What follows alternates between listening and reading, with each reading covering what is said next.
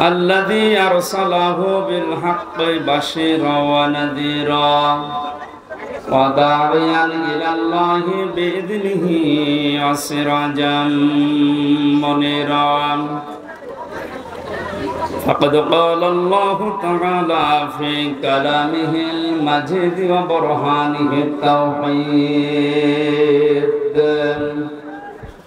أعوذ بالله من الشيطان الرجيم بسم الله الرحمن الرحيم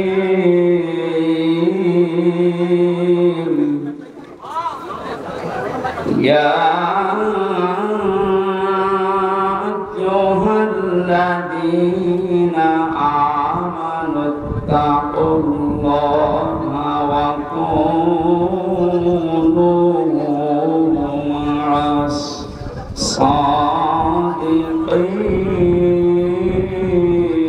الصادقين اتقوا الله وكونوا مع الصادقين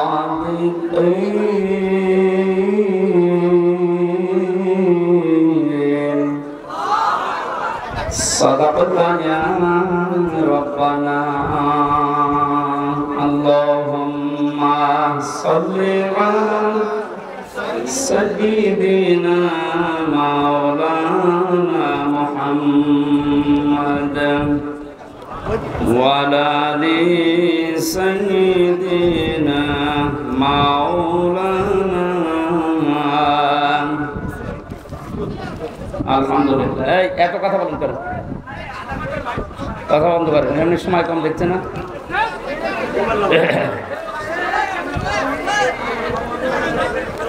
বগুড়া জেলা শেরপুর থানার অন্তর্গত Garidaha public school and college ময়দানে দারুস সালাম মাদ্রাসার উদ্যোগে তাফসীর ও কোরআন মাহফিলের সম্মানিত সভাপতি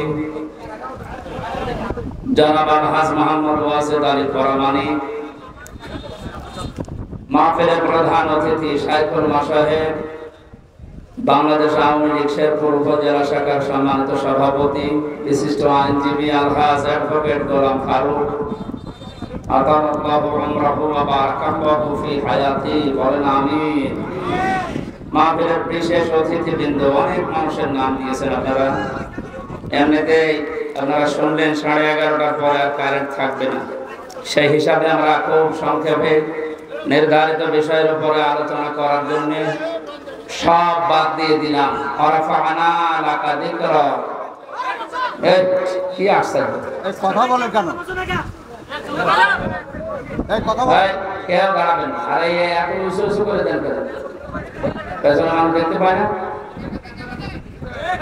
নিচু নিচু করে লাগাবেন, এখন থেকে আগামীতে নিচু নিচু করে পেছনের মানুষের কোনো ডিস্টার্ব না। কেউ কথা বলবে না ভাই।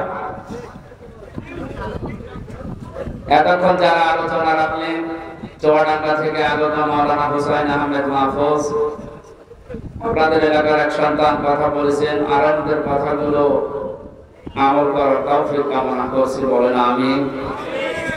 এই বগুড়া নাটোর এলাকায় আসলে কোরআনের মহব্বতে যে মানুষগুলো এগিয়ে আসেন, আমার বিশ্ববিদ্যালয় কুষ্টিয়া শ্রদ্ধাভাজন বড় ভাই, আপনাদের এ পাশের জেলা নাটোরের সন্তান আলহাজ মাওলানা বজলুর রশিদ মিয়া সাহেবের ছোট জামাতা মাওলানা আব্দুল বারী রশিদি ভাই, তার হায়াতের কাজে বা সিহাতে কলিয়া কামনা করছি।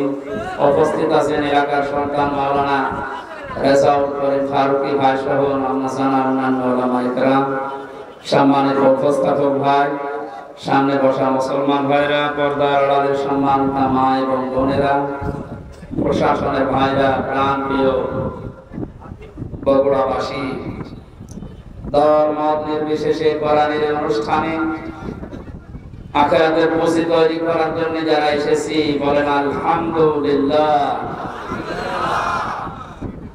বিশ্বনবী জানিয়েছেন, কোরআন কারিমের জন্য যে সময়টুকু মানুষ দুনিয়ায় ব্যয় করবে, মরণের পরে ওই সময়ের ওই সম্পদের হিসাব আল্লাহ নেবেন না। এই হাদিস অনুযায়ী আমরা যদি আমল করতে পারি, আমাদের জীবন, আমাদের সম্পদ, দুনিয়াতে যতটুকু পেয়েছি এটা যেন কোরআনের পেছনে ব্যয় হয়। বিশ্বনবী বলেন, মান ক্বারাআল কুরআনা ফাস্তাযহারাহু ফাহাল্লা হালালাহু ওয়া হাররামা হারামাহু আদখালাহুল্লাহুল জান্নাহ ওয়া শাফাআহু ফি আশারাতিন মিন আহলি বাইতিহি কুল্লুহুম ক্বাদ ওয়াজাবাত লাহুন নার। ইবনে মাজাহ শরীফের হাদিস। অনেক আলেম এখানে বসে আছে, শব্দের দিকে খেয়াল করেন। আল্লাহ পাক বলেন, বিশ্বনবী মুহাম্মদ রাসূলুল্লাহ আমাদেরকে জানিয়েছেন এটা, মান ক্বারাআল কুরআনা, যে ব্যক্তি আল্লাহর এই কোরআন পড়ে। কোরআন পড়া বলতে আমরা চারটা বিষয় বুঝি। শুদ্ধ করে পড়া, এর মর্ম মানে বোঝা, এর উপর নিজের জীবনকে সেট করা, আর এইটা মানুষকে মানার মতো পরিবেশ তৈরি করে দেওয়া। কোরআন পড়া বলতে কয়টা বিষয় পেলাম? আপনি এবার মিলান তো, আপনি আসলে কোরআন পড়েন কিনা। মাহফিলের সভাপতি, প্রধান অতিথি সহ যারা এসেছে যদি জিজ্ঞাসা করেন কোরআন পড়েন, এক বাক্যে আমরা বলবো হ্যাঁ আমরা কোরআন পড়ি। এই ক্বারাআ শব্দটার ব্যাখ্যা, নবীজি বলেন পড়া কোরআনে তিনটা শব্দ আল্লাহ দিয়েছেন, কোরআন পড়ো এই ব্যাপারে। কয়টা? এটা ক্লাস চলছে এখন, জবাব দেবেন ছাত্রের মতো। এটা স্কুল এবং কলেজ না? এখানে যারা আছে অন্তত শিক্ষিত মানুষগুলো ছাত্রের মতো জবাব দেবে। ক্বারাআ, রাতালা, তালাওয়া, তিনটা শব্দ আছে কোরআন পড়ার ব্যাপারে। তিনটার ব্যাখ্যা হচ্ছে, কেউ যদি কোনো বিষয় পড়তে চায় সে যেন শুদ্ধ করে পড়ে। কি করে? অশুদ্ধ পড়লে অর্থ পাল্টিয়ে যাবে।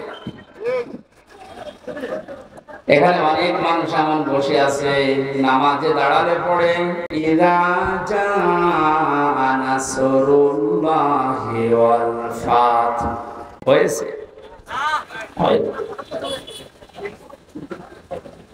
এখানে সোয়াদ আছে, নাসর মানে সাহায্য, আর নুন সিন র নাসর মানে ঈগল পাখি।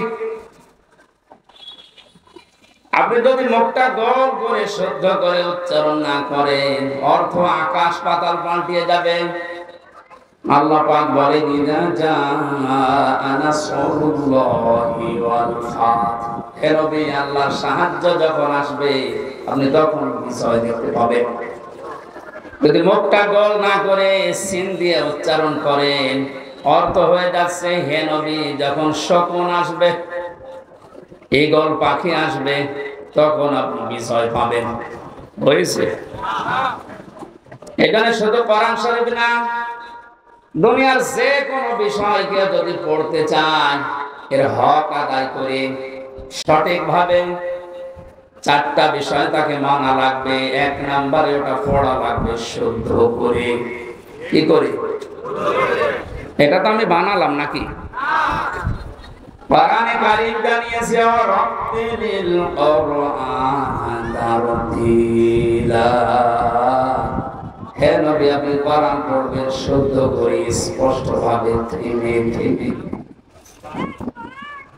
প্রধান অতিথি সহ যারা এখানে আছেন, নবীর এই হাদিসের প্রথম অংশটা আমরা এখন মিলাই আমাদের জীবনে।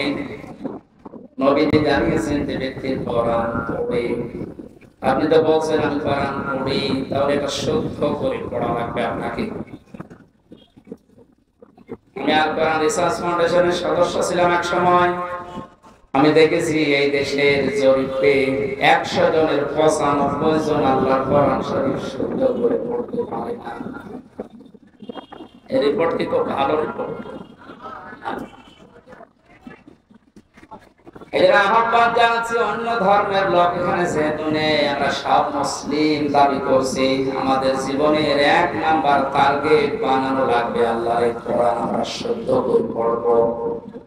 2 নাম্বারের মর্ম মানে বুঝতে হবে। কেন? কোরআনে কারীম জানিয়েছে ওয়াইদা সামি'ু মা উনসিলা ইলার রাসূলি তারা আ'য়ুনাহুম তাফিদু মিনাদ দামি মিম্মা আরাফু মিনাল হক ইলা আখির আয়াত। সূরা মাইদা 7 নাম্বার পারা প্রথম নাম্বার পৃষ্ঠা প্রথম নাম্বার লাইনে 83 নাম্বার আয়াতের প্রথম অংশে আছে। এটা তাফসীরে ইবনে কাসির পাবে। আল্লাহ পাক বলেন, হে নবী, আপনি যখন আমার বান্দাদের সামনে কোরআন পড়বেন, যারা এর মর্মবাণীগুলো তখন অনুধাবন করতে পারে, বুঝতে পারে যে আমি কি বলতে চাই, আপনি দেখবেন তাদের চোখ দিয়ে মনের অজান্তে পানি পড়ছে। কোরআনের আলোচনায় সবার চোখে পানি আসবে না, এটা বোঝার মতো যোগ্যতা আপনার থাকা লাগবে। এখানে কোরআন যদি কেউ হক আদায় করে পড়তে চায়, মাস্ট বি তাকে এটা বোঝার চেষ্টা চালাতে হবে।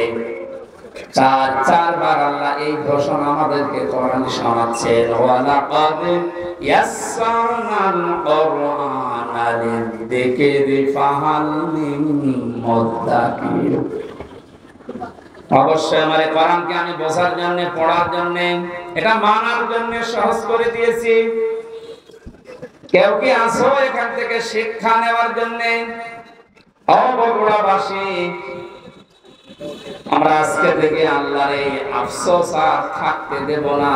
যতদিন জীবন আছে কোরআন বুঝে মরার চেষ্টা করব ইনশাআল্লাহ। এটা আর কি মারা ক্লাস চলছে নাকি? এক ছাত্র এসে স্যারের কাছে বলছে, স্যার ছুটি দেন না আমি গেলাম। ছুটি দেন না আমি গেলাম মানে তার রোল নাম্বার কত? 82। 82 মানে ক্লাসে ছেলে মেয়ে কয়টা? 82টা। 82টা ছেলে মেয়ে, রোল নাম্বার কত? খুব ভালো ছাত্র। ওর জীবনে কোনো এম আছে, কোন উদ্দেশ্য আছে? শুধু আসে, একটা আনন্দ ফুর্তি করে চলে যায়। আপনার কি ওইরকম ছাত্র নাকি? আজকে যখন এসেছেন এই প্রচন্ড গরমে কষ্ট স্বীকার করে, অন্তত একটা ঘন্টায় যেন কিছু বাড়ি নিয়ে আমল করার জন্য যেতে পারে। আমি যে শব্দগুলো বোঝাচ্ছি খুব কঠিন কঠিন শব্দ, এতদিন আপনি শোনেননি। কোরআনে কোরআন পড়ার ব্যাপারে কয়টা শব্দ আছে আপনি জানতেন?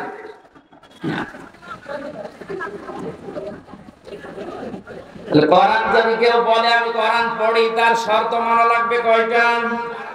1 নম্বরে শুদ্ধ করে, 2 নম্বরে বুঝতে হবে, 3 নম্বরে সে বুঝবে ওই বিষয়ের উপরে তার বাস্তব জীবনে আমল করা লাগবে। এটা ঝামেলা। আমরা জানি না এখানে এমন কেউ নেই যে টাকা ছেড়ে রাখে। যারা টাকা আসে, সুদের এই টাকা নেওয়া হারাম, এ জানে না কে? হিন্দুও জানে। কথা বলেন, এটা জানার পরও আমাদের আমল আছে। বলে এই যে 1 বিঘা জমি দেয়, 1 লক্ষ টাকা নেয়, 8-10 বছর এটা চাষ করে খায়, যখন ফেরত দেয় তখন 1 লক্ষ টাকায় ফেরত দেওয়া লাগে। এই সিস্টেম আছে না দেশে? এর নাম কি? এগ্রিমেন্ট। না না, এটা জায়েজ। জায়েজ আছে খাই খালাসিটা, যেটা আপনি 1 বিঘা জমি দেবেন, 10,000 টাকা নিয়ে নেবেন, ওই খেয়ে দিয়ে 100,000 টাকা ফেরত দেওয়া লাগে। এই সিস্টেম আছে? আছে, কিন্তু তো এখন জানে যে লস হবে, এটার ভেতরে আমি নেই। আর আমি আরাম বেশি নাকি? ছোট্ট একটা কথা কয়েক সেকেন্ডের ভেতরে বলছি। আমার আরাদান জিকিরি ফাইন্না লাহু মাঈশাতান দনকা। কোরআনে কারীমের সূরা তাহা 124 নম্বর আয়াতের প্রথম অংশে আছে। আল্লাহ পাক বলেন, আমার নিয়ম নীতি বাদ দিয়ে, আমার কোরআনের বিধান বাদ দিয়ে যদি কেউ উপায় করে, টাকা পয়সা আসবে, চর্ম চোখে দেখবে, বহু কিছুর মালিক হচ্ছে, কিন্তু জীবনের এই আয় উন্নতিতে আমি কোনো বরকত রাখবো না। তাফসীরে কাবীরের ভেতরে দমকার ব্যাখ্যা লিখেছে 7টা। এখানে আলেম আছে না? দমকার 1 নম্বর ব্যাখ্যা হচ্ছে, পৃথিবীতে আল্লাহর নিয়ম নীতি, আল্লাহর আইন বাদ দিয়ে কেউ যদি উপায় করে, ওই টাকা পয়সা, ওই অর্থ সম্পদের ভেতর থেকে আল্লাহ বরকত তুলে নেয়। 2 নাম্বার, ওই মানুষগুলো যখন মারা যাবে এই অবৈধ সম্পদের কারণে এই মানুষটা বেঈমান হয়ে মরবে। 3 নাম্বার, ওই মানুষকে আল্লাহ ওই অবৈধ সম্পদ দুনিয়াতে ভোগ করার সুযোগ দেবে না। এটা যে দেয় না তার বাস্তব প্রমাণ দেশে নেই, নাম ধরা লাগবে। কত মানুষ আজ অবৈধ ভাবে উল্টা পাল্টা করে কামাই করে টাকা রাখার জায়গা নেই, ফ্রিজে রাখে, বালিশের ভেতরে রাখে। এটাও হচ্ছে না, বানাচ্ছে বেগম পাড়া। ভোগ করতে পারবে না। যদি এগুলো ভোগ করে যেতে পারে তাহলে কোরআন মিথ্যা হয়ে যাবে। আর আপনার মতো নাফরমানের জন্য আল্লাহ কোরআন শরীফ মিথ্যা করবে। যেন দুনিয়াতে আপনাকে ওই টাকা ওই সম্পদ ভোগ করার সুযোগ দেবে না, এর আগে আপনি পটল তুলবেন। 4 নাম্বারটা একটু ঝামেলা, এটা বাদ যাক। যারা আল্লাহর নিয়ম নীতি বাদ দিয়ে উপায় করেন সুদ ঘুষ, মানুষের উপরে জুলুম করে ফাঁকি দিয়ে অন্যায় ভাবে যেভাবে উপায় করছেন, আপনার মরণে দৃষ্টান্ত সৃষ্টি হবে দুনিয়ায়। পৃথিবী সাক্ষী হয়ে থাকবে আপনার মরণে।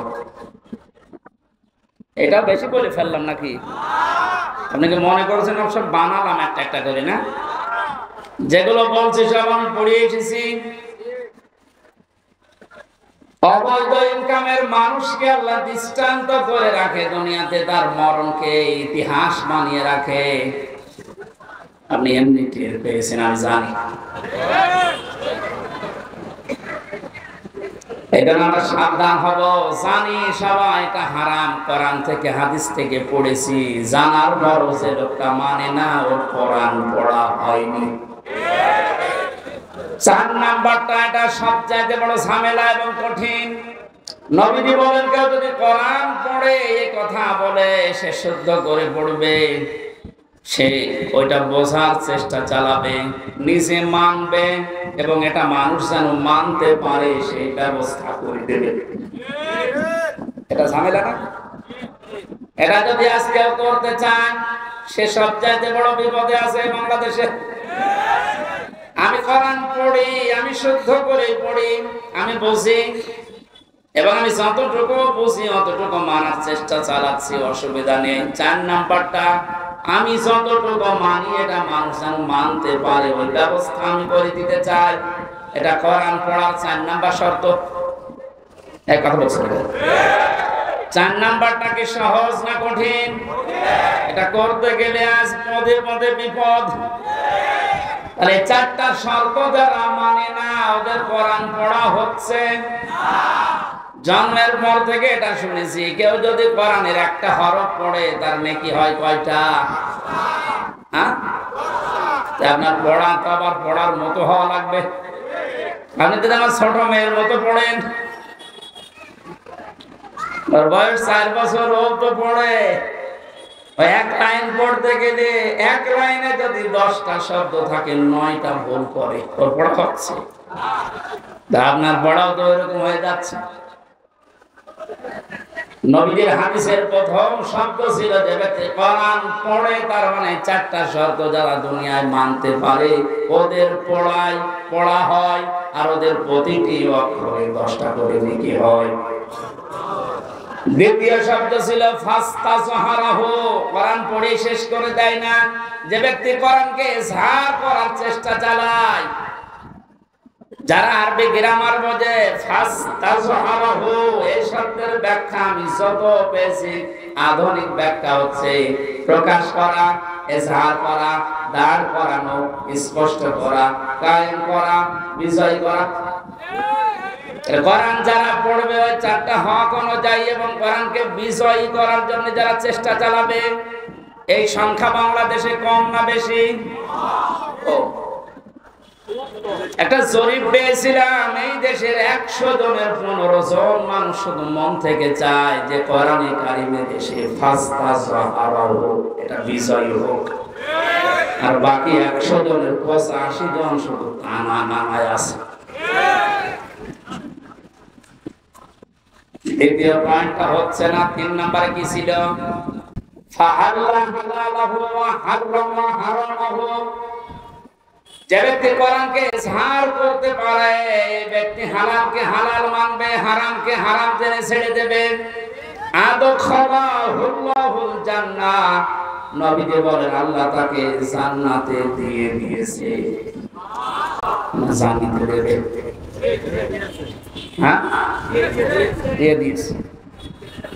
শব্দটার দিকে আমি খেয়াল করে চিন্তা ভাবনা করেছিলাম, নবীজি অতীতের শব্দ বললেন কেন? এটা পাস্ট, এটা মাজি। আদখালা ইউদখিলু, নবীজি মোসালে দিতে পারতেন, মাজি দিলেন, অতীতের পাস্ট দিয়েছেন কেন? তার মানে পরিবার, সমাজ এবং রাষ্ট্রে যদি কোরআন বিজয় থাকে, ওখানে হালালকে হালাল মানা আর হারামকে হারাম জেনে ছেড়ে দেয় সহজ। যে সমাজে, যে দেশে কোরআন বিজয় নেই, ওখানে হালালকে হালাল জানার পর আপনি মানতে পারবেন না। হারামকে হারাম জানার পর আপনি ছেড়ে দিতে পারবেন না। নাকি জায়গাগুলো দেশে নেই?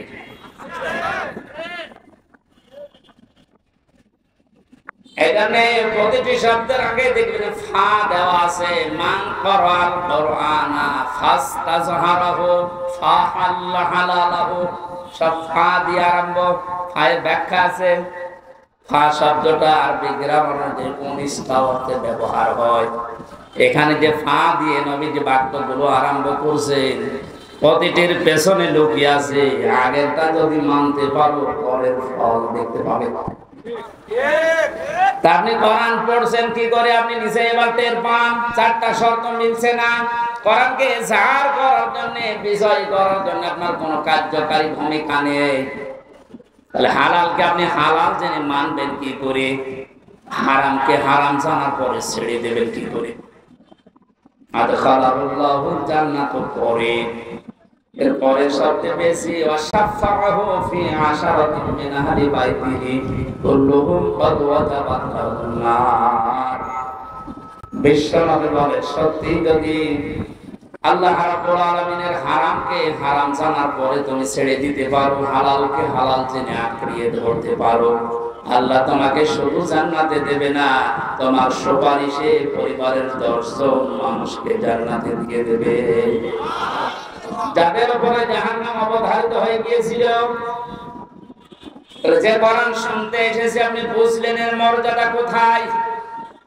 আল্লাহ পাকে হাদিসটা আমাদের প্র্যাকটিক্যাল লাইফে সেট করার তৌফিক দান করেন। আমিন। দরুদ আর সালাম পড়ছে আমাদের নবী মুহাম্মদ রাসূলুল্লাহ সাল্লাল্লাহু আলাইহি ওয়াসাল্লামের প্রতি। মহান আল্লাহ তার যে সমস্ত নাম আছে, এই নামগুলো দুনিয়াতে কয়েকটা নবীর নামের শেষে দিয়েছে। তার ভেতরে আমাদের নবীকে আল্লাহ দিয়েছেন রাউফুর রহিম, খুলুকুন নাসির। ইব্রাহিম নবী আলাইহিস সালামকে, ইসমাঈল নবীকে দিয়েছিলেন গোলামিন হালিম, আমার সহনশীল বান্দা। ইসহাক নবীকে ডাক দিয়েছিলেন গোলামিন আলিম, আমার জ্ঞানী বান্দা। আর মুহাম্মদ রাসূলুল্লাহকে দিয়েছেন খুলুকুন নাসির, আমার মহান বান্দা। এত বড় চরিত্র আমার নবী মুহাম্মদ রাসূলুল্লাহকে আমি দিয়েছি, কিয়ামত পর্যন্ত মানুষ শুধু অনুসরণ করে যাবে, এর কোল কিনারা কিছু পাবে না। বলে সুবহানাল্লাহ। সেই নবীর আদর্শ আজ আমাদের সামনে পড়ে আছে। জন্ম থেকে মৃত্যু পর্যন্ত তাকে বাদ দিয়ে আপনি কাকে আদর্শ মেনে চলেন? আপনার বিবেককে প্রশ্ন করেন। আল্লাহর ঘোষণা দেওয়া একটা আদর্শ আছে দুনিয়ায়, কয়টা? বলেন বলেন। আল্লাহ নিজে ঘোষণা দিয়েছেন যে এই আদর্শটা মেনে চলো। ইয়াসিন ফাল কোরআনিল হাকীম। ইয়া মানে হে, সিন মানে সাজ্জেদ। আল্লাহ পাক জানাতে চেয়েছেন, হে নেতা, দুনিয়াতে আল্লাহর ঘোষণা দেওয়া নেতা আদর্শ মাত্র একটা, তার নাম মুহাম্মদ রাসূলুল্লাহ। আল্লাহ রাব্বুল আলামিন পুরা কোরআনে নবীকে 7টা নামে বিশেষভাবে ডাক দিয়েছেন। তার ভেতরে ইয়াসিন, তাহা, মুহাম্মদ, আহমদ, আব্দুল, মুসাম্মিল মুদাসসির। বগুড়াবাসী, বিবেক যদি থাকে আজকেই কাজে লাগাবেন। আল্লাহর ঘোষণা দেওয়া নেতা আদর্শ যার নাম তিনি জানিয়েছেন মুহাম্মদুর রাসূলুল্লাহ, সেটা বাদ দিয়ে যদি পৃথিবীর কাউকে আপনি অনুসরণ করেন, অনুকরণ করে চলেন, আপনি মরতে দেরি, জাহান্নামে যেতে দেরি হবে না। এইটা আমি বানালাম না, এটা আমি মানছি। ইমাম বুখারী রাহমাতুল্লাহ আলাইহি বুখারী শরীফ লেখার আগে একটা কিতাব লিখেছেন আল আদাবুল মুফরাদ। এখানে একটা হাদিস তিনি এনেছেন, 6 প্রকার মানুষকে আল্লাহ বিনা বিচারে, বিনা হিসাবে, কোনো হিসাবও নেবে না, বিচারও করবে না, মরণের পরে তাদেরকে আল্লাহ জাহান্নামে পাঠিয়ে দেবে। তার 3 নম্বরেই তারা দুনিয়াতে যাদের আদর্শ মুহাম্মদ রাসূলুল্লাহ ছিল না। এই হাদিসটা কোরআনের সূরা ইয়াসিনের ইয়াসিন, এদের ব্যাখ্যা তাফসীর পড়ার পরে আমার বড় ভয় হচ্ছে। এই পৃথিবীতে হাজারো মানুষ মুহাম্মদ রাসূলুল্লাহর আদর্শ না মানার কারণে জাহান্নামে যাচ্ছে। আল্লাহ তুমি আমাদেরকে বাঁচাও, বলেন আমিন। আমি এটা বলে আপনার ক্ষতি করে ফেললাম? হ্যাঁ, আপনি তো ধরা খাবেন। চোখ বন্ধ হওয়ার পরে আপনি এখনই ধরা খাবেন। নবীজির একটা কথা 100 ভাগের 1 ভাগও মিথ্যা নেই। যাদের আদর্শ এখনো ঠিক হয়নি, মুহাম্মদ রাসূলুল্লাহ বাদ দিয়ে অন্য কাউকে যারা মেনে চলছেন, এখনই তওবা করে পরিবর্তন হবে। আপনার কোনো হিসাব নেই, বিচার নেই, আপনি মরে গেলে বিনা হিসাবে, বিনা বিচারে জাহান্নামী।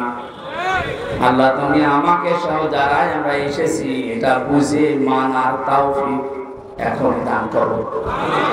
আর সরে বলেন, কোরআনে কারিমের 6666 আয়াতের মাত্র একটা আয়াত পড়েছি, সূরা তাওবা 129 নম্বর আয়াত। আমরা তেলাওয়াত কিন্তু আয়াত তাফসীর আকারে কথা বলবো ইনশাআল্লাহ, আল্লাহ যেন তৌফিক দেন। আউযু বিল্লাহি মিনাশ রাজিম, বিসমিল্লাহির রহমানির রহিম।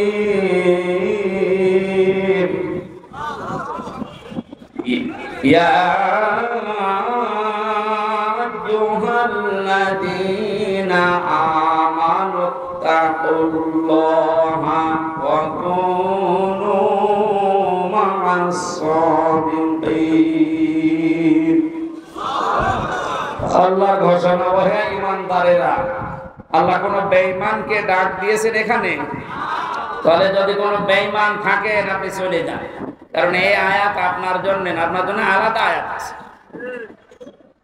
বেঈমানের জন্য আল্লাহর ডাক ছিল ইয়া আইয়ুহাল্লাযীনা কাফারু, হে কাফেরেরা, হে বেঈমানেরা। এখানে কোন কাফের আছে? আমরা সব ঈমানদার। আমরা কি? এখন আমার ভেতরে ঈমান আছে কিনা এটা পরীক্ষা করার থার্মোমিটার আছে। সাহাবী প্রশ্ন করলেন, হে নবী, আমার ভেতরে ঈমান আছে কিনা আমি কিভাবে বুঝতে পারবো, কিভাবে টের পাবো? আমি তো নামাজ আদায় করি, রোজা রাখি, কাবা শরীফ তাওয়াফ করি। আল্লাহর নবী বলেন, যত 2টা কাজ তোমার ভেতরে দেখতে পাও, ইযা সাররাতকা হাসানাতুকা ওয়া সাআতকা সাজ্জিয়াতুকা। যখন কোনো ভালো কাজ, সমাজ উন্নয়নমূলক কাজ, আল্লাহর পক্ষের, রাসূলের পক্ষের, দ্বীনের পক্ষের কোন কাজ হয়, ওইটা দেখে যখন তোমার ভালো লাগে, আনন্দ লাগে, আর যখন তোমার অন্যায় কাজ দেখলে কষ্ট লাগে, তখন বুঝবে তোমার ঈমান আছে। ও বগুড়াবাসী, হাদিসটা সামনে রেখে বলেন তো, বাংলাদেশে ভালো কাজ সবার কাছে ভালো লাগে? অন্যায় কাজ সবার কাছে খারাপ লাগে। আপনি নিজেই নিজেকে পরিমাপ করতে পারবেন আসলে আপনার ঈমান আছে কিনা। এখন যদি মনে করেন কি আমি শেরপুর মসজিদের সভাপতি, আমার ঈমান নেই, মানে আমি তো শেরপুরের সভাপতি, আর আবু সাহেব ছিল কাবা শরীফের সভাপতি, তার হিসাবে আপনার কোন খবর আছে? শেরপুর বাংলাদেশে কয়জন চেনে? আর কাবা শরীফ সেই জায়গার সভাপতি হয়েও বেঈমান জাহান্নামে গেছে, আর আপনি শেরপুরের সভাপতি হয়ে বগল বাজাচ্ছেন যে আমার ইমান নেই। মানে ভালো কাজ যার কাছে আনন্দ লাগে না, অন্যায় দেখলে যার কাছে কষ্ট লাগে না, সে যেই হোক ওটা বেঈমান। ইমান আছে কিনা হামজারে জিজ্ঞাসা করা লাগবে, আপনি নিজে টের পাচ্ছেন। সুতরাং ইমান যাদের আছে হাদিস অনুযায়ী আল্লাহ পাক তাদেরকে ডাক দিলেন, হে ইমানদারেরা। আমি আয়াতের তাফসীর পড়তে গিয়ে পেয়েছি 89 জায়গায় আল্লাহ পাক এই শব্দটা কোরআনে দিয়েছেন। আর যখন ইমানদারকে তিনি ডাক দেন তখন তার কুদরতি হাত এভাবে উঁচা করে ডাকেন, ইয়া আইয়ুহাল্লাযীনা আমানু। জোরে বলেন আল্লাহু আকবার। 89 জায়গায় আল্লাহ ডাক দিয়েছেন, তার ভেতরে এইটা একটা, ইত্তাকুল্লাহ, আমি আল্লাহকে ভয় করো, আকুনু মা'আস সাদিকিন, আর সত্যবাদী যারা তাদের সঙ্গে থাকো। এই আয়াতের নির্দেশ দুইটা, কয়টা? আল্লাহকে ভয় করো, সত্যবাদী যারা আছে তাদের সাথে থাকো। বোঝা হয়ে গেছে না? আল্লাহুম্মা আমিন। মানে আপনি বলছেন বোঝা হয়ে গেছে। এবার আসেন তো এই দুইটা শব্দের ব্যাখ্যা যায়। কোন আয়াত থেকে যদি কেউ তাফসীর শুনতে চায়, করতে চায়, তাফসীরে মাজহারি আল্লামা সানাউল্লাহ পানিপতি রাহমাতুল্লাহ আলাইহি লিখেছেন, কেউ যদি কোরআনে কারিমের কোন আয়াত থেকে কথা শুনতে চায়, কমপক্ষে 5টা বিষয় থেকে তাকে আগে কথা শোনা লাগবে। 1 নাম্বার শুদ্ধ তেলাওয়াত, যেটা করলাম। 2 নাম্বারে সেই ভাষায় কথা বলে ওই ভাষায়, মাতৃভাষায় অর্থ, এটা শুনলাম। 3 নাম্বারে ওই আয়াতের ঐতিহাসিক প্রেক্ষাপট, শানে নজরুল যেটা বলা হয়, ব্যাকগ্রাউন্ড, এটা আমি বলবো এখন। 4 নাম্বারে আয়াতের বাস্তব শিক্ষা দেওয়া লাগবে। ওই মান ধাপা বলে কি হয়েছে গুলো বাদ দে, এখন বাস্তবতা অনুযায়ী আয়াত আমাদেরকে কি দিতে চায় এই শিক্ষাগুলো জনগণের সামনে দেওয়া লাগবে। 5 নাম্বারে আয়াত থেকে যে শিক্ষাগুলো পাবে ওইগুলো নিয়ে বাড়ি যে আমল করবে। আর 2টা করে ফেলেছি, সত্য তেলাওয়াত আর মাতৃভাষায় অর্থ। যেটা সূরা তাওবার আয়াত, কোন সূরা? বলেন বলেন। 129টা আয়াত আছে, মাত্র একটা আয়াত পড়েছে, 119 নাম্বার আয়াত। তাওবা শব্দের শাব্দিক অর্থ আমরা অনেকেই মনে করি তাওবা মানে আস্তাগফিরুল্লাহ রাব্বি মিন কুল্লি যামবি ওয়া আতুবু ইলাইহি, হয়ে গেল। তাওবা আর ইস্তিগফার এই দুইটা কিন্তু এক না, এই দুইটা শব্দ আলাদা, মাসদারও আলাদা। কথা বুঝতেছেন? তাওবা আর ইস্তিগফার, কেউ যদি ইস্তিগফার করতে চায় সব সময় আপনি করতে পারবেন, কিন্তু তাওবা আস্তাগফিরুল্লাহ আস্তাগফিরুল্লাহ আস্তাগফিরুল্লাহ বললেই তাওবা হয় না। তাওবা করার জন্য কমপক্ষে মানুষের জীবনে 3টা বিষয় মানা লাগে। ইস্তিগফার আর তাওবার ভেতরে পার্থক্য এই, কোন মানুষ যদি তাওবা করে ওর পেছনের অপরাধগুলো শুধু আল্লাহ মাফ করে দেয় না, ওই পুরা জায়গাটা আল্লাহ নেকি দিয়ে ভরাট করে দেন। এখানে যারা এসেছি আজকে আমরা শুধু ইস্তিগফার না, তাওবা করার মতো তাওবা করে বাড়ি যাব ইনশাআল্লাহ। পেছনের অপরাধগুলো শুধু যেন মাফ হয়ে না যায়, ওই জায়গাটা যেন আল্লাহ নেকি দিয়ে ভরাট করে দেয়। বলেন আমিন। 1 নম্বরে যদি তাওবা কেউ করতে চায় তাকে বলা লাগবে, আল্লাহ আমি অপরাধী, আমি এই স্বীকৃতিটা আছে এই পৃথিবীতে মানুষ দিতে চায় না। দেখবেন এই দেশে হাতে নাতে ধরা পড়ার পর অস্বীকার করে না, না তদন্ত করা লাগবে। তদন্ত 7 দিন সময় দিয়েছে যাদেরকে, ওদেরকে মাল মশলা মেরে মুখ বন্ধ করে দেয়। আপনি যদি সত্যি তাওবা করতে চান সে যে কোনো বিষয়ে, আপনাকে প্রথমে স্বীকৃতি দেওয়া লাগবে অপরাধের জন্য, ওই গুনার জন্য স্বীকার করা লাগবে যে হ্যাঁ আমি এই কাজ করেছি, আমি অপরাধী। এখন প্রশ্ন হচ্ছে আপনি স্বীকার করবেন কার কাছে? না না, আপনি শুনছেন না। অপরাধ করেছেন যার কাছে স্বীকার করবেন তার কাছে। আপনি বিনা কারণে আমার মুখের উপর একটা থাপ্পড় দিলেন আর কাবা শরীফের গিলাফ ধরে বলছেন আস্তাগফিরুল্লাহ, হে আল্লাহ আমারে মাফ করে দাও, কিয়ামতের আগে মাফ পাবেন না। কারণ আপনি তো আল্লাহর গালে থাপ্পড় দেননি, দিয়েছেন আমার গালে। আগে আমার কাছে স্বীকার করেন যে হামজা ভুল হয়ে গেছে। হ্যাঁ, স্বীকার করার সময় আবার অনুশোচনা লাগবে, অনুতপ্ত হওয়া লাগবে। আপনি তো একেবারে মোড নিয়ে বলেন এই হামজা মাফ কর, মাফ হবে? আপনার প্রতি রাগ যা ছিল আমার আরো বেড়ে যাবে। আমি আবার বলছি দ্বিতীয় পয়েন্টটা, তাওবা যদি কেউ সত্যি করতে চায়, ওই মানুষটা অপরাধ করবে যার কাছে, স্বীকার করবে তার কাছে। আপনি অপরাধ যদি আপনার স্ত্রীর কাছে করে থাকেন, অবশ্যই স্বীকার করবেন স্ত্রীর কাছে, এটা কোনো দোষের কিছু না। স্ত্রীর কাছে দোষ করেছে আর শ্বশুরের কাছে বলছে শ্বশুর আমারে মাফ করে দেন, হবে না। বিনা কারণে আপনি আমাকে পুলিশের হাতে তুলে দিলেন, আমি কিছুই জানি না ওই বিষয়ে, আর আপনি মাফ চাচ্ছেন মসজিদে নামাজ পড়ে, কিয়ামতের আগে মাফ পাবেন না। এইটা মনে হয় এই এলাকায় আছে। আমার ভাইরা এই জন্য তাওবা, বিভিন্ন পীরের দরবারে গেলেই বলে তাওবা করো, আস্তাগফিরুল্লাহ। এটা তোর বাক্য, শর্ত আপনাকে মানা লাগবে, স্বীকৃতি দেওয়া লাগবে যে আল্লাহ আমি অপরাধী, অপরাধ করেছেন যার কাছে স্বীকার করবেন তার কাছে। 2 নম্বরে অনুতপ্ত হয়ে অনুশোচনা নিয়ে। 3 নম্বরে জীবনে এই কাজ আমি আর কোনোদিন করব না, জীবনের মতো ফিরে আসলাম। এই 3টা শর্ত যদি কেউ মেনে নিতে পারে, আল্লাহ পাক বলেন ওর পেছনের অপরাধ শুধু মাফ হবে না, ফাউলাইকা ইউবাদদিলুল্লাহু সাইয়্যাতিহিম হাসানাত। ওর পেছনের পুরা অপরাধ আল্লাহ মাফ করে দিয়ে পুরা জায়গাটা নেকি দিয়ে পাল্টিয়ে দেবেন। বলেন সুবহানাল্লাহ। সূরা তাওবা থেকে যখন কথা শুনছি, আল্লাহ এই তাওবা যেন আমাদের নসিব করেন।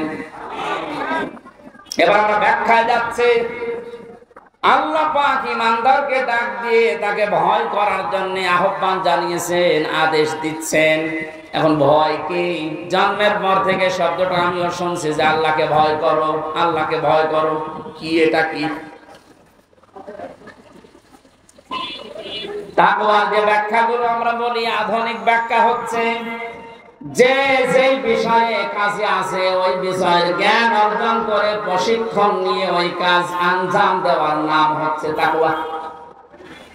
আমি আবার বলছি, যে যেই কর্মজীবনে আছেন, যে যে জায়গাটা দখল করে আছেন, ওই বিষয়ের উপরে জ্ঞান অর্জন করে দক্ষতা প্রশিক্ষণ নিয়ে ওই কাজে আঞ্জাম দেওয়ার নাম হচ্ছে তাকওয়া। না হয়নি। আমি আবার বলছি, তাকওয়া মানে শুধু আমার মতো জুব্বা গায়ে দিয়ে, বড় পাগড়ি গলায় নিয়ে, হাতে তসবিহ নিয়ে শুধু সুবহানাল্লাহ সুবহানাল্লাহ বলা না। তাকওয়া মানে যে যেখানে আছেন ওই জায়গায় ওই জায়গার জ্ঞান অর্জন করে দক্ষতা প্রশিক্ষণ নিয়ে দক্ষতা অর্জন করে ওই কাজ আঞ্জাম দেওয়ার নাম তাকওয়া। এটা যদি আজ বাংলাদেশে থাকতো, আমরা অনেক উপরে চলে যেতাম। অধিকাংশ মানুষকে এমন দায়িত্ব পালন করতে দেখা যায়, ও বিষয়ে কোনদিনের পড়াশোনা নেই, দক্ষতা নেই, প্রশিক্ষণ নেই, আন্দাজে ওই কাজে হাত দিয়ে তার 12টা বাজায় আরো বেশি। নিচে নামা লাগবে? ঠিক আছে।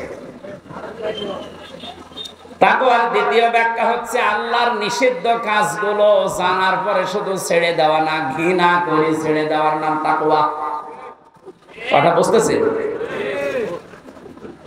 আল্লাহ আমাদেরকে তাকওয়া অর্জন করার মাধ্যমে 9টা উপকার করতে চেয়েছেন। দুনিয়া থেকে যদি তাকওয়াবান হতে পারে, তাকওয়া মানে কি শুধু জুব্বা গায়ে দেওয়া, শুধু জিকির করা? যেখানে যেই কাজে আপনি হাত দিয়েছেন, হ্যাঁ আপনি লেবার, কোনো অসুবিধা নেই, আপনি গাড়ি সারেন, মনে করেন গাড়ির মিস্ত্রি, ওই বিষয়ের উপরে লেখাপড়া করে ওই বিষয়ে প্রশিক্ষণ নিয়ে দক্ষতা অর্জন করে ওই কাজকে সুচারুরূপে আঞ্জাম দেওয়ার নাম কি? আরো জোরে বলেন। আর চাইনার দিকে তাকান, দিন দিন উন্নতি এমনি করছে, এইটা থাকার কারণ। ওরা যে যে বিষয়ের উপরে দক্ষতা অর্জন করে লেখাপড়া, আমি ছেলে যখন ছিলাম 3টা বছর, কয়েকজন চাইনিজ আমার সাথে ছিল। ওরা কি টাকা পয়সার ঝামেলার কারণে ধরা পড়েছিল, আর দিয়েছে আমার পাশের রুমে। আশা তো বুঝতাম না, কিন্তু কর্মদক্ষতা, ওদের যে কাজ কারবার ভেতরে এত বুদ্ধি, জীবনে কোনোদিন কল্পনা আসে নাই যে এই পানির বোতল দিয়ে এই কাজ করা যায়। ও ছাতা ওইটা করে দেখাচ্ছে। তো এই বিষয়ের উপরে লেখাপড়া আছে, কর্মদক্ষতা আছে এবং প্রশিক্ষণ নিয়েছে, এই জন্য দিন দিন ওরা উপরে উঠতেছে। আজ আমরা ওদের মতো যদি তাকওয়াটা বুঝতাম আর বাস্তবে কাজে লাগাতাম, আমার মনে হয় যে ষড়যন্ত্র কয়েকদিন আগে প্রধানমন্ত্রী শেখ হাসিনা যে আশঙ্কা করেছে বাংলাদেশ নিয়ে, পার্বত্য চট্টগ্রামের কয়েকটা জেলা, মায়ানমারের কিছু অংশ আর ইন্ডিয়ার কিছু অংশ নিয়ে সাদা চামড়ার যারা আছে তারা কিন্তু গোপন আন্দোলন চালাচ্ছে। এটা একটা স্বাধীন খ্রিস্টান রাষ্ট্র ঘোষণা দেবে। প্রধানমন্ত্রী 14 দলের সাথে গোপন বৈঠক করে যে কয়েকটা কথা শেষের দিকে জানিয়েছে, তার ভেতরে এটা একটা। ওনার এই আশঙ্কা যদি সত্যি হয়, আপনি চর্মচোখে দেখবেন এদের ভাগ হয়ে সুদানের মতো, দক্ষিণ সুদান, পূর্ব তৈমুরের মতো খ্রিস্টান একটা স্বাধীন রাষ্ট্র এই এলাকায় চলছে। এটা খুব ভালো সংবাদ নাকি? আমাদের কর্মদক্ষতা, তাকওয়ার এই ব্যাখ্যা যেটা আধুনিক ভাবে করা দরকার, এটা আমাদের করা দরকার। আল্লাহ আমাদেরকে ওই পর্যায়ে যাওয়ার তৌফিক দেন, বলেন আমিন। যে যে বিষয়ে আপনার ছেলেটা, আপনার মেয়েটা যে বিষয়ে অভিজ্ঞতা ছোটকাল থেকে দেখবেন, যেদিকে মন আছে ওই বিষয়ে আপনি তাকে তুলে দিন। সবাইকে আলেম হওয়া লাগবে, সবাইকে ইঞ্জিনিয়ার হওয়া লাগবে না। যে যে বিষয়ের দিকে যেতে চায়, ভাবিত হতে চায়, ভালোবাসে, ওই বিষয়ে যেন জ্ঞান অর্জন করার জন্য রাস্তা পায়, তাকে ব্যবস্থা করে দেন। ও কর্মদক্ষতা অর্জন করে ও প্রশিক্ষণ নিয়ে ওই কাজকে সুচারুরূপে আঞ্জাম দিতে থাকলে দুনিয়া এবং আখিরাত দুইটাই আমাদের জন্য সফল হবে ইনশাআল্লাহ। সুবহানাল্লাহ, আলহামদুলিল্লাহ, লা ইলাহা ইল্লাল্লাহ। সুবহানাল্লাহ, আলহামদুলিল্লাহ, লা ইলাহা ইল্লাল্লাহ। লা ইলাহা ইল্লাল্লাহ মুহাম্মাদুর রাসূলুল্লাহ। আল্লাহুম্মা সাল্লি আলা সাইয়্যিদিনা মাওলানা মুহাম্মাদ।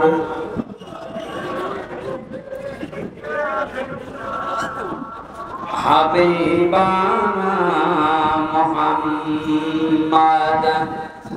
আমার ভাইরা, 9টা উপকারের ঘোষণা দিয়েছেন আল্লাহ। দুনিয়া থেকে যদি তাকওয়া অর্জন করতে পারে, 1 নম্বরে ওই লোকটা যদি বিপদে পড়ে, মহান আল্লাহ এমন জায়গা থেকে তাকে সাহায্য পাঠায় যার কল্পনা কোনোদিন তার হৃদয়ে আসে নাই। জোরে বলুন সুবহানাল্লাহ। এটা আজ দেখতে আমাদের বহু বাকি। এটা যারা দেখতে পেয়েছিলেন তাদের ঈমান আমি দেখেছি, এই মানুষগুলোর ঈমান পাথরের চাইতেও শক্ত ছিল। সত্যিই যারা তাকওয়া অর্জন করতে পেরেছে দুনিয়াতে, ওই মানুষগুলোর কাছে দুনিয়া আল্লাহ এমন তুচ্ছ বানিয়ে দিয়েছে, তামাম দুনিয়াটা একটা ডিমের চাইতেও তাদের কাছে কম দামি মনে হতো। আমরা আসলে তাকওয়া অর্জন করে আল্লাহর এই 9টা যে উপকারের কথা, সাহায্যের কথা, এটা পাচ্ছি না, কারণ আমাদের তাকওয়া নেই। তোমরা সত্যবাদী যারা, সত্যপন্থী যারা, তাদের সঙ্গে থাকবে। সত্যবাদী কারা? এই দেশে একটা ভুল ধারণা চালু আছে, কিছু কিছু দৃশ্য দেখলে আমরা মনে করি এগুলো সত্যপন্থী, এগুলোই হক্কান, এগুলোই হক্কানি। অনেকে নিজেকে দাবিও করছে যে আমরা হক্কানি দরবারের লোক। কোরআনে কারিমে সূরা তাওবার 119 নম্বর আয়াতের শেষের অংশের ব্যাখ্যা আল্লাহ দুনিয়ায় কারো কাছে ছেড়ে দেয়নি যে 2 বেলা জিকির করলে সেই লোকটা সত্যবাদী, 5 ওয়াক্ত নামাজ পড়লে সেই লোকটা সত্যবাদী, বছরে একবার হজ করে আসলে সেই লোকটা সত্যবাদী না। আল্লাহ পাক বলেন সত্যবাদী হওয়ার জন্য 10টা গুণ দুনিয়াতে তোর ভেতরে থাকা লাগবে। কয়টা? আর জোরে বলেন। বগুড়াবাসী, আপনি এখন থেকে আমি সহ প্রত্যেকেই মিলাবো আল্লাহর বর্ণনা অনুযায়ী 10টা গুণ আমার ভেতরে আছে কিনা। আল্লাহ ব্যাখ্যা দিচ্ছেন সূরা বাকারার 177 নম্বর আয়াতে, লাইসাল বিররা আন তুওয়াল্লু ওয়াজুহাকুম কিবালাল মাশরিকি ওয়াল মাগরিবি ওয়ালাকিন্নাল বিররা মান আমানা বিল্লাহ। আল্লাহ পাক বলেন শুধু পূর্ব দিকে পশ্চিম দিকে মুখ ঘুরিয়ে সিজদা দিলেই নেকি না, আসল নেকির কাজ হচ্ছে আল্লাহর প্রতি ঈমান আনা। কার প্রতি?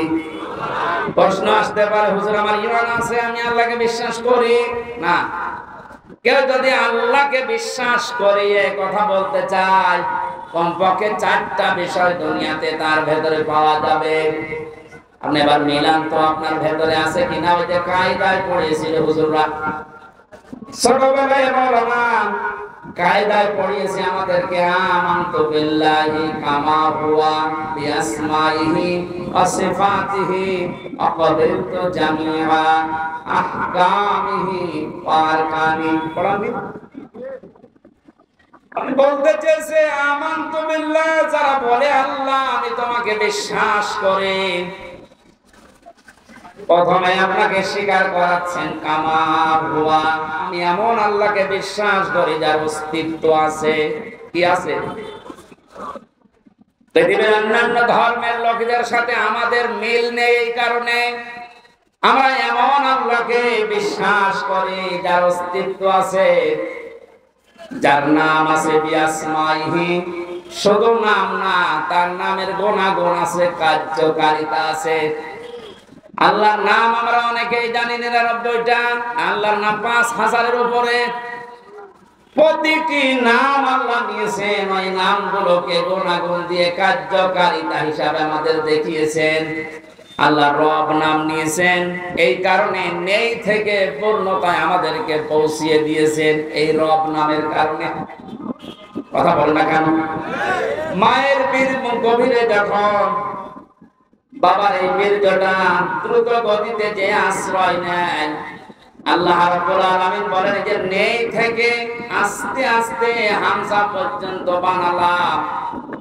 নেই থেকে পূর্ণতায় যিনি প্রতিটি জিনিসকে পৌঁছিয়ে দেন, আরবিতে তার নাম বলা হয় রব। এই নামটা আল্লাহ নিয়েছেন, এই কারণে হামজা এখানে বসে আছে। আমার বাবার স্ফুলিঙ্গ দিয়ে দ্রুত গতিতে আমার মায়ের রেহেমের ভেতরে যে পানিটা গিয়েছিল, বিজ্ঞান এখন দেখাচ্ছে ওই 1 ফোঁটা নাপাক পানির ভেতরে 40,000 হামজা তৈরি হওয়ার ক্ষমতা ছিল। হয়তো 40,000 ওই পর্যন্ত তৈরি হয়ে দুনিয়া আসতে পারত, কিন্তু কেউ পর্যন্ত যেতে পারেনি। জরায়ুর দেওয়ালের সাথে ধাক্কা লেগে অনেকে পড়ে গেছে, অনেকে মারা গেছে। আমি হামজা একা ওই জায়গায় গিয়ে 40 দিনে শুধু পাল্টিয়েছি। আমি নতফা, মুদগা, আলাকা এগুলো হতে হতে 6 মাসের পরে চামড়া দিয়ে, বডি দিয়ে স্ট্রাকচার তৈরি করে আমার ভেতরে আল্লাহর রূহ দিয়ে একটা আকৃতি দিয়েছেন। ওয়াল্লাযী ইউসাউবিরুকুম ফিল আরহামি কাইফা ইয়াশা। আল্লাহ পাক বলেন তিনি সেই আল্লাহ যিনি মায়ের রেহেমের ভেতরে তোমার এই আকৃতিটা বানিয়েছেন। তোমার মা আর বাবার পক্ষ থেকে 8টা জিনিস ওই নাপাক পানি দিয়ে আল্লাহ বানিয়েছিলেন। চুল, রগ, হাড় আর পর্দা, রক্ত, গোশত, চর্বি আর চামড়া। আল্লাহ পাক বলেন আমার নাম যে রব, এই কারণে আমি আল্লাহ নিজে 5টা জিনিস তোকে দিয়েছি হামজা। ওয়াজআলা লাকুমুস সামাআ ওয়াল আবসারা ওয়াল আফইদা ইলা আখিরি আয়াত।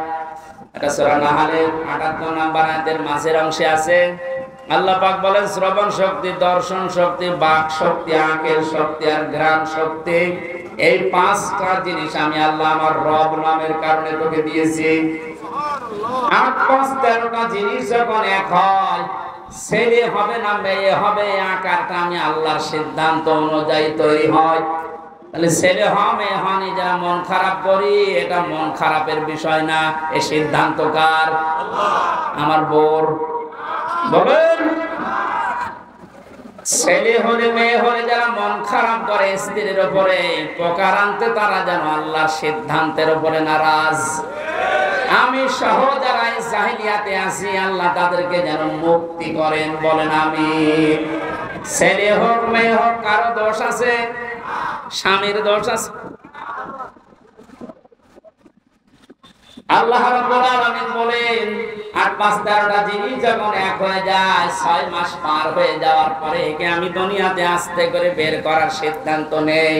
আল্লাহু আখরাজাকুম মিন বুতুনি উম্মাহাতিকুম লা তা'লামুনা শাইআ।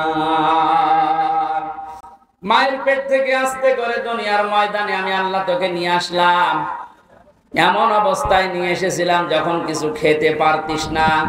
এই জন্য আমি আল্লাহ তোর মায়ের স্তনে 6 মাস আগেই তোর জন্য খাবার আমার রব নামের কারণে গরম করে রেডি করে রেখেছি। মায়ের স্তনের ভেতরে যদি একটা বোটা দিতাম, চষা মারলে অনেকগুলো দুধ এসে তোর কচি কণ্ঠ আটকে যেত, মরে যেতে, শ্বাস নিতে পারতে না। আমি যে রব নামটা নিয়েছি, এই কারণে মায়ের স্তনে সূক্ষ্ম সূক্ষ্ম ৩৫টা ছিদ্র দিয়েছি। একবার চষা দিলে যেন একবার এই দুধগুলো এসে তোর মুখের ভেতরে প্রবেশ না করে, ওই জায়গায় জমা হয়ে সূক্ষ্ম সূক্ষ্ম ৩২টা ছিদ্র দিয়ে আস্তে আস্তে করে এসে তোর জীবন আমি বাঁচিয়েছি। আমি রব নামটা খেলা করার জন্য নেইনি। মক্কা না পাক করি না, মায়ের পেটের ভেতরে নাভির ভেতর দিয়ে খাবার পাস করে দিয়ে তোর মুখটা পবিত্র রেখেছিলাম। অথচ দুনিয়ায় আসার পরে আমি তোর দিকে তাকিয়ে দেখি এই মুখের ভেতরে কত হারাম, অপবিত্র, নাপাক জিনিস দিয়ে ভর্তি করিস। কথা বলেন, আপনি কি মনে করেন শুধুমাত্র কুকুরের পায়খানা, মানুষের পায়খানা, শুকুরের গোশত খাওয়ায় হারাম? ভাইয়ের জমি যারা, বোনের জমি যারা জাল দলিল করে ফাঁকি দিয়ে লিখে নেয়, ওইটাও কুকুরের মানুষের মতোই হারাম। যারা মেয়ের জমি ফাঁকি দিয়ে ছেলেকে লিখে দিয়েছেন, আপনি বিশ্বাস করতে পারেন জাহান্নামের টিকিট আপনার একটা বুক করা হয়ে গেছে। শরীর ফাঁকি দেওয়া মানুষ বগুড়ায় নেই, এই কথা বলেন। যারা শরীর ফাঁকি দিয়েছেন, আপনার ইবাদত কবুল বন্ধ হয়ে গেছে, আগে ওইগুলো ফেরত দেবেন। আজকে বাড়িতে বোনের সম্পদ আগে ফেরত দেবেন, তারপর আপনি নামাজ পড়া আরম্ভ করবেন। এখন যদি বলেন সাদা তো ফেরতও দিতে পারে না, নামাজও কবুল হয় না, নামাজই পড়ব না। আপনি নামাজ না পড়লে আল্লাহর ক্ষমতা হারিয়ে যাবে। বলেন, নিজের কপালে নিজে আপনি আঘাত করছেন, নিজের পায়ে নিজে কোড়াল মারছেন। এই সময়টা আর দুনিয়ায় ফেরত পাবেন না। আমার এখন ৩২ বছর বয়স। আমি কি জীবনে ইচ্ছা করলে আর 12 বছরে ফিরে যেতে পারবো? আজকের মাহফিলের প্রধান অতিথি, ওনার বয়স মনে করেন এখন 60 বছর। কিয়ামত পর্যন্ত যে চেষ্টা করে 12 বছরে ফিরে যেতে পারবে। যে সময়টা পার করে ফেলেছে আর কোনোদিন ফেরত পাবেন না। সুতরাং এইটাই আমাদের হায়াতের আসল জীবন। এইটার জন্য আল্লাহ একটা কসম দিয়েছেন, ওয়ালা আসরি ইন্নাল ইনসানা লাফি খুসর। আল্লাহ বলেন তোর হায়াতের কসম, তোর হায়াতের কসম, সময়ের কসম, সাবধান, জীবনটা হেলায় খেলায় নষ্ট করে ধ্বংস করে দিও না। পেছনের দিকে তাকাও আর ভাবো, এই সময়টা যেহেতু আর ফেরত আসছে না, সামনে যতটুকু হায়াত আছে এটা আমার কাছে একটা নিয়ামত। এটা কি? ফামান সুহসিহা আনিন নার ওয়া উদখিলাল জান্নাতা ফাকাদ ফাজ ওয়ামাল হায়াতুদ দুনিয়া ইল্লা মাতাউল গুরুর। আল্লাহ রাব্বুল আলামিন বলেন, হে পৃথিবীর মানুষেরা, দুনিয়ার জীবনে বেশি দিন ক্ষমতায় থাকা, বেশি টাকা পয়সা গাড়ি বাড়ির মালিক হওয়া, শরীর স্বাস্থ্য মোটা হওয়া, ভালো হওয়া সফলতা না। সফল মানুষ তো ওইটা যাকে আমি আল্লাহ মরণের পরে জাহান্নামের আগুন থেকে মাফ করে দিয়ে জান্নাতি বলে ঘোষণা দেব, এইটাই সফলতা। আর এটা পাওয়ার জন্য দুনিয়ার জীবনে কি করা লাগবে? আস্তে আস্তে করে আপনি জাহান্নামের অন্যায় কাজগুলো ছেড়ে দিয়ে দিয়ে জান্নাতের ভালো ভালো কাজের দিকে এগিয়ে যাবেন। সুতরাং এই দেশে আমরা যারা অন্যায়, অবৈধ, শয়তানি কাজ করবার আস্তে আস্তে ছেড়ে দিয়ে মানবতার পক্ষে, ইসলামের পক্ষে এই কাজগুলো আস্তে আস্তে যারা আঞ্জাম দিতে পারবো, আপনি বুঝবেন আল্লাহ আপনাকে এই দুনিয়াতে জাহান্নামের পথ থেকে জান্নাতের দিকে এগিয়ে দিচ্ছে। আপনি সফল। আমার হায়াতুদ দুনিয়া ইল্লা মাতাউল গুরুর, এই শব্দটা আল্লাহ এত কঠিন ভাবে কোরআনে দিয়েছেন। হে পৃথিবীর মানুষেরা, ভালো করে শোনো, দুনিয়ার জীবন কিন্তু একটা ধোঁকা। এটা কি? আপনার সন্তান আপনার জন্য ধোঁকা, স্ত্রী ধোঁকা, টাকা পয়সা, ক্ষমতা, প্রভাব, প্রতিপত্তি সবগুলো আল্লাহ বলেন ধোঁকা। বিশ্বাস মিথ্যা, মিথ্যায় চোখ বন্ধ করে দেখেন এগুলো কেমন ধোঁকা। আল্লাহ ধোঁকাটা এখনই আমাকে বোঝার তৌফিক দিন। ও বগুড়াবাসী, এটা যত তাড়াতাড়ি বুঝতে পারবেন তত তাড়াতাড়ি আপনার কল্যাণ হবে। আপনি যদি এখনই বলছেন যে হ্যাঁ এগুলো আসলে ধোঁকা, আপনার অন্যায় অবৈধ কাজের ভাগ দুনিয়ায় কেউ নেবে না, অথচ অবৈধ কাজ করে যা কামাই করবেন ওগুলো ভাগ নেওয়ার জন্য হাজারো মানুষ বসে আছে।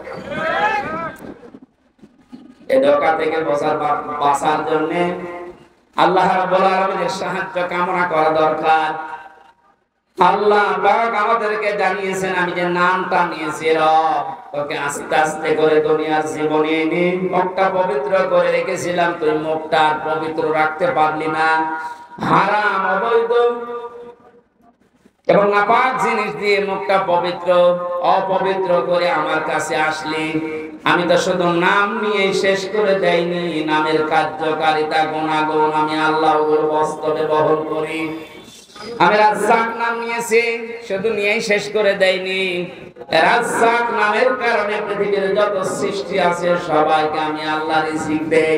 জোরে বলুন সুবহানাল্লাহ। রিজকের দায়িত্ব কার?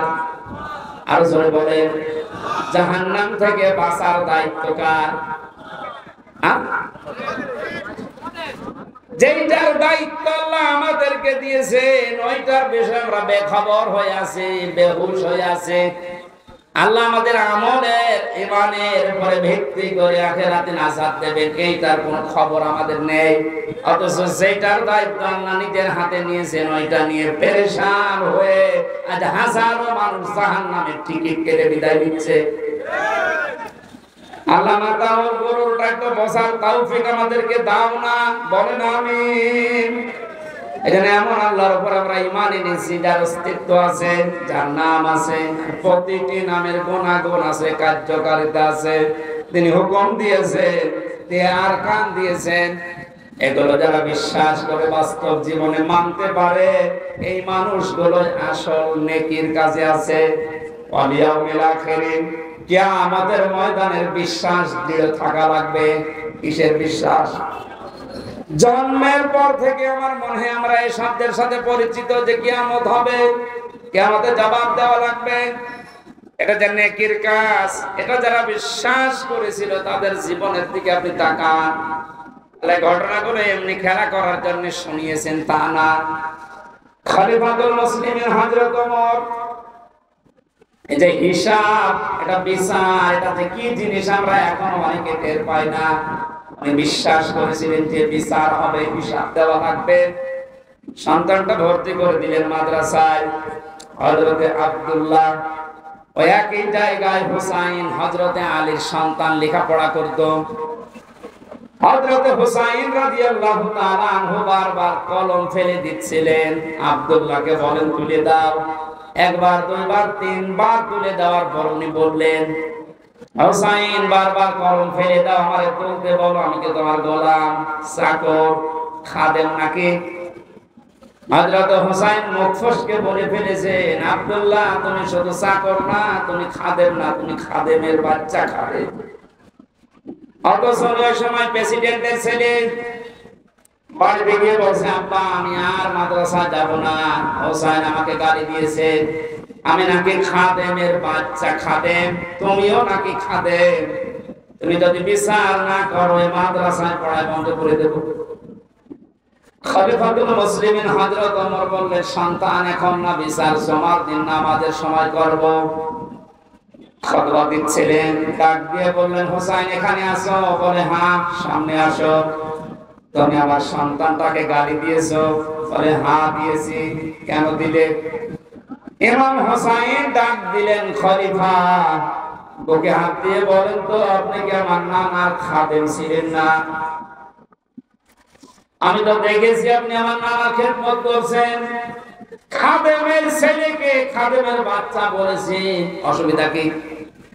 হযরত ওমর কেঁদে ফেললেন, ডাক দিয়ে বলে, হুসাইন আমি তো এভাবে কোনোদিন ভাবি নাই, মেয়ে শব্দটা লিখে দিতে পারবে? কাগজ কলম নিয়ে আসেন।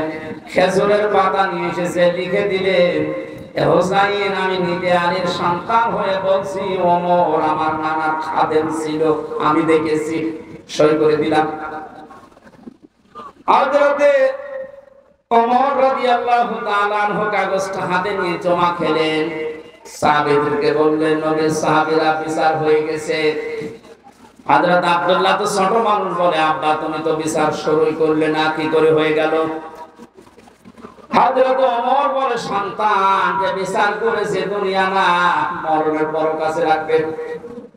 আমি যখন মারা যাবে কাগজটা আমার কাফনের ভেতরে দিয়ে দিও। কিয়ামতের ওই কঠিন ময়দানে মহান আল্লাহ যখন আমার জীবনের হিসাব আরম্ভ করবে, কিছুই যদি কবুল না হয়, কাগজটা আল্লাহকে দেখাতে পারবো না। রব্বুল আলামিন তোমার নবীর নাতি লিখে দিয়েছে আমি নাকি নবীর খাদেম ছিলাম, মাফ করে দাও। তাছাড়া জবাব দেওয়ার মতো কোন কাজ, কোন আমল আমার হাতে নেই, অথচ তাদের জীবনের যে নেকির কাজের বর্ণনা হাদিসে পাওয়া যায়।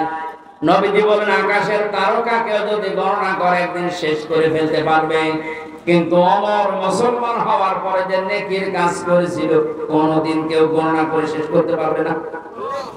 এই মানুষটা যদি কিয়ামতে জবাব দেওয়া লাগবে, এই টেন্ডেন্সিতে এত ভয়ে থাকে, এত টেনশনে থাকে, আমাদের অবস্থান কোথায়? নেকির কাজ শুধু পশ্চিম দিকে মুখ করে নামাজ পড়লে হয় না, আল্লাহর প্রতি ঈমান আনা, কিয়ামতে জবাব দেওয়া লাগবে, আল্লাহর সামনে দাঁড়িয়ে এই বিশ্বাস দৃঢ় করা, এটা নেকির কাজের মূল। এটা যতদিন পর্যন্ত আমাদের দেশের 1628 জন মানুষের ভেতরে বদ্ধমূল না হবে, এই দেশটা ততদিন দুর্নীতি মুক্ত হবে না। আল মালায়েকাতে ফেরেশতাদের বিশ্বাস করা, আল কিতাবে কিতাবে বিশ্বাস করা, আন নবিয়্যিন নবীদেরকে বিশ্বাস করা, ওয়া আতাল মালা আলা হুব্বিহি দাবিল কুরবা, আল্লাহর মহব্বতে নিজের সম্পদ চাহিদা থাকার পরও যারা নিকট আত্মীয় স্বজনের জন্য ব্যয় করে। ও বাংলার জনগণ, এই গুণটা আজ বাংলাদেশে কার ভেতরে আছে আপনি তাকান। নিজের প্রয়োজন থাকার পরেও নিজের সম্পদ যারা নিজের নিকট আত্মীয়, এতিম মিসকিন অসহায় বন্যাগ্রস্ত মানুষদের পাশে যারা দাঁড়ায়, এই মানুষগুলো আল্লাহর ভাষায় সত্যবাদী, এরাই মুত্তাকি। মুত্তাকি সত্যবাদী খোঁজার জন্য আমেরিকায় যাওয়া, সৌদি আরবে যাওয়া দরকার নেই। এই 10টা গুণ যে বলছি একটা একটা করে আপনি মিলান। দুনিয়া যারা নামাজ কায়েম করার জন্য চেষ্টা চালায়, সম্পদ থাকলে যারা যাকাত দিয়ে দেয়, যারা ধৈর্য ধারণ করে বিপদ আপদে মুসিবতে, দুনিয়ায় কোনো বিষয় যদি একবার ওয়াদা দিয়ে ফেলে, জীবন চলে গেলেও তারা ওয়াদা রক্ষা করে। উলাইকাল্লাযীনা সাদাকু ওয়া উলাইকা হুমুল মুত্তাকুন। কোরআনে কারিমের সূরা বাকারার 177 নম্বর আয়াতের শেষে আল্লাহ জানিয়েছেন এরাই ঈমানের দাবিতে সত্যবাদী আর এরাই হচ্ছে আমি আল্লাহর নিকটে মুত্তাকি। জোরে বলেন সুবহানাল্লাহ। আল্লাহ কোরআনের আয়াতগুলো আমাদের জীবনে সেট করার তৌফিক দিন, বলেন আমিন।